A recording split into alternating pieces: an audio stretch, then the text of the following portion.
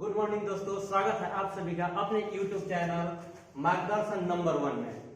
जैसे कि आप जानते हैं कि आज हम लोग आहार श्रृंखला पढ़ने वाले हैं। ठीक है, तो सबसे पहले जानते हैं आहार श्रृंखला क्या होता है। ठीक, अंग्रेजी में इसको फूड चेन कहा जाता है। ठीक, आहार श्रृंखला के बारे में जानते हैं। देखिए, सजीव अपने भोजन के लिए एक दूसरे पे आश्रित रहते हैं और इसी श्रृंखला को आहार श्रृंखला कहा जाता है। ठीक, मेनली आहार श्रृंखला में 3 चीजों की आवश्यकता होती है। 3 चीज कौन कौन होता है जानते हैं इसके बारे में। सबसे पहला होता है उत्पाद, दूसरा होता है उपभोक्ता, तीसरा होता है अपघटक। ठीक है, आहार श्रृंखला किनके मिलने से बनता है? तीन चीजों के मिलने से बनता है। कौन कौन यहाँ देखते हैं। पहला उत्पाद, दूसरा उपभोक्ता और तीसरा अपघटक। ठीक है, अब देखिए उत्पाद में क्या क्या आता है। उत्पाद में पेड़ पौधे आ जाएंगे। ठीक है, ये पेड़ पौधे आ जाएंगे। ठीक, इसमें पादप आता है, पादप। ठीक, जब उपभोक्ता की बात की जाए तो उपभोक्ता को 3 श्रेणियों में बांटा गया है। कितने श्रेणियों में बांटा गया है? 3 श्रेणियों में बांटा गया है। ठीक है, प्रथम श्रेणी के उपभोक्ता, द्वितीय श्रेणी के उपभोक्ता और तृतीय श्रेणी के उपभोक्ता। ठीक है, प्रथम श्रेणी के उपभोक्ता, द्वितीय श्रेणी के उपभोक्ता और तृतीय श्रेणी के उपभोक्ता। ठीक, उपभोक्ता को 3 भागों में बांटा गया है। ठीक है, अब देखिए सबसे पहले जानते हैं कि प्रथम श्रेणी के उपभोक्ता में कौन आते हैं। ठीक है, ठीक, इसके पहले देखिए ऊपर जान लेते हैं फिर से आहार श्रृंखला। ठीक, आहार श्रृंखला बनाने के लिए कितने चीजों की जरूरत पड़ती है? 3, उत्पाद, उपभोक्ता और अपघटक। ठीक, सबसे पहले जानते हैं उत्पाद क्या होता है। ठीक, जो प्रकाश संश्लेषण की क्रिया करके और अपना भोजन तैयार करते हैं उसको उत्पाद कहा जाता है। ठीक है, और उत्पाद को जो खा के अपना जीवन यापन करते हैं, अपना वृद्धि और विकास करते हैं, उसे उपभोक्ता कहा जाता है। ठीक है, और उपभोक्ता 3 होते हैं। इनको 3 श्रेणियों में बांटा गया है। प्रथम श्रेणी के उपभोक्ता, द्वितीय श्रेणी के उपभोक्ता और तृतीय श्रेणी के उपभोक्ता। ठीक, उत्पाद और उपभोक्ता के मृत शरीरों का जो भक्षण करता है उसे अपघटक कहा जाता है। ठीक है, याद रखिएगा अपघटक क्या होता है? उत्पाद और उपभोक्ता के मृत शरीर का जो भक्षण करता है, ठीक है, खा के पर्यावरण को शुद्ध करने का काम करता है, उसे क्या कहा जाता है? अपघटक कहा जाता है। ठीक, इतना जानिए। आगे जानते हैं उत्पाद में कौन कौन आएगा? तो पादप आएंगे, पेड़ पौधे आएंगे। ठीक, उपभोक्ता में क्या क्या आते हैं? तो उपभोक्ता 3 प्रकार के होते हैं। ठीक है, 3 श्रेणियों में उपभोक्ता का बांटा गया है। प्रथम श्रेणी के उपभोक्ता, द्वितीय श्रेणी के उपभोक्ता और तृतीय श्रेणी के उपभोक्ता। ठीक, प्रथम श्रेणी में शाकाहारी आता है। कौन आता है? शाकाहारी। प्रथम श्रेणी के उपभोक्ता में कौन आता है? शाकाहारी आता है। द्वितीय श्रेणी के उपभोक्ता में सर्वाहारी आता है। ठीक है, कौन? सर्वाहारी। ठीक, और तृतीय श्रेणी के उपभोक्ता में आता है मांसाहारी। मांसाहारी आते हैं। ठीक है, यहां देख लेंगे उपभोक्ता को कितने भागों में बांटा गया है? 3 भागों में। एक शाकाहारी उपभोक्ता, शाकाहारी प्रथम श्रेणी के अंतर्गत आता है, द्वितीय श्रेणी में सर्वाहारी आता है और तृतीय श्रेणी में कौन आता है? मांसाहारी आता है। ठीक है, शाकाहारी में कौन आता है? देख लेंगे बकरी, ठीक, भेड़। ठीक, सर्वाहारी में मनुष्य, मानव। ठीक, मानव आता है और तृतीय श्रेणी में कौन आता है? शेर आता है। ठीक है, ये होते हैं। और अपघटक में जान लेते हैं कि अपघटक में कौन आता है। देख लीजिए, इसमें आते हैं छोटे छोटे कीट जैसे जीवाणु, उसके बाद चील।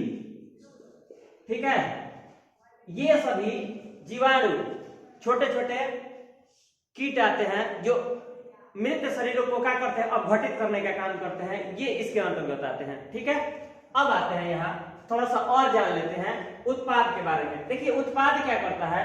उत्पाद भोजन का निर्माण कैसे करता है? सूर्य के प्रकाश से, और सूर्य का प्रकाश जमीन से जल लेता है और अपने भोज्य पदार्थ का निर्माण करता है। जैसे देखते हैं यहाँ CO2, पर्यावरण से उत्पाद जो पादप होता है, जो वृक्ष होते हैं, वो जमीन के अंदर से क्या लेते हैं? CO2 लेते हैं, प्लस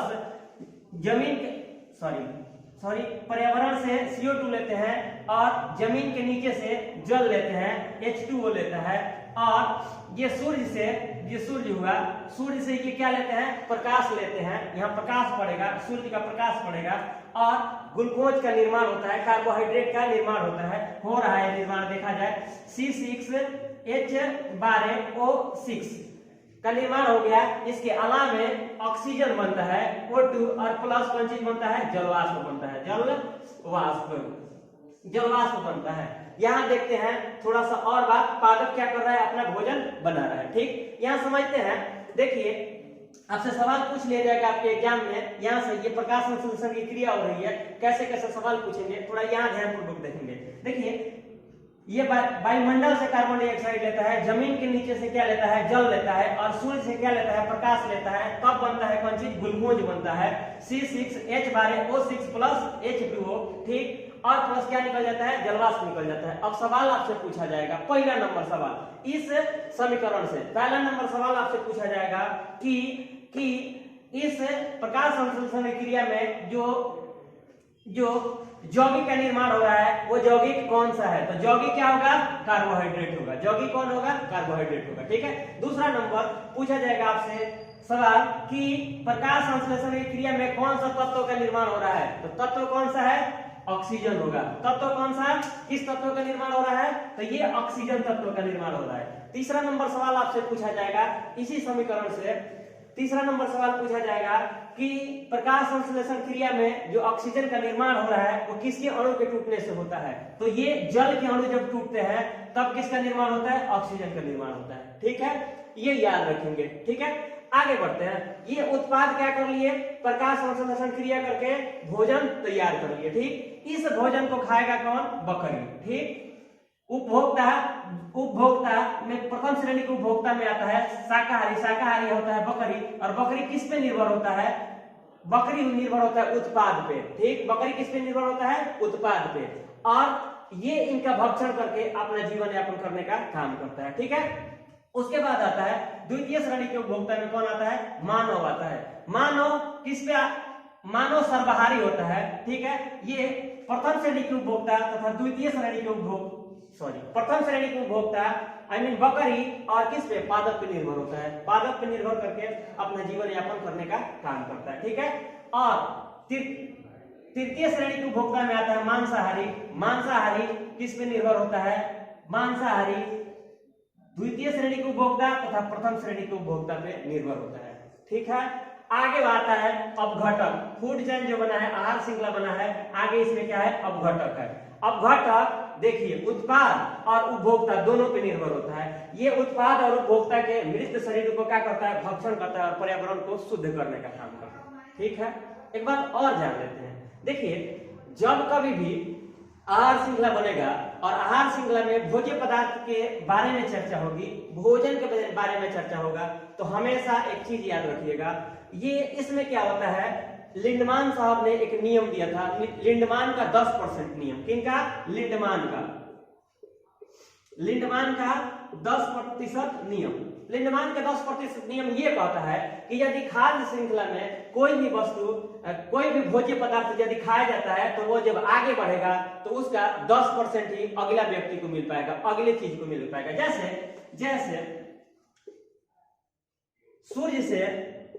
सूर्य से ऊर्जा लेकर पादप अपना भोज्य पदार्थ बनाता है, 100 लेता है, 1000 लेता है। ठीक है, और ये आगे बढ़ेगा, इसको क्या करेंगे, पादप लेते हैं और भोजन बना लेते हैं। जब ये आगे बढ़ेगा तो ये प्रथम श्रेणी के उपभोक्ता के पास जाएगा तो इसका 10% ही मिल पाएगा।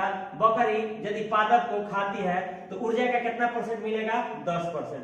ठीक, उस बकरी को यदि मनुष्य खाता है तो मनुष्य को इसका कितना मिलेगा, 10% ही मिलेगा। ठीक, और उस मनुष्य को यदि शेर खाता है तो ये जो सूर्य से ऊर्जा चला है उस ऊर्जा का 1% मात्र मिलेगा।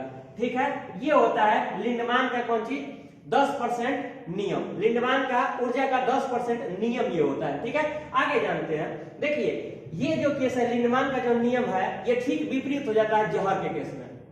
ठीक, जहर के केस में ये होता है कि जो चीज हम अपने पादप पे डालते हैं तो पादप 90% ऑब्जर्व कर लेता है और 10% को छोड़ देता है, मतलब 90% अपने पास स्टोर कर लेता है और 10% छोड़ देता है। ठीक है, देख लीजिए। तो इसमें क्या होता है कि यदि 1000 डाला जाएगा तो 1000 में देखिए 900 अपने पास रख लेगा पादप और 10% छोड़ देगा।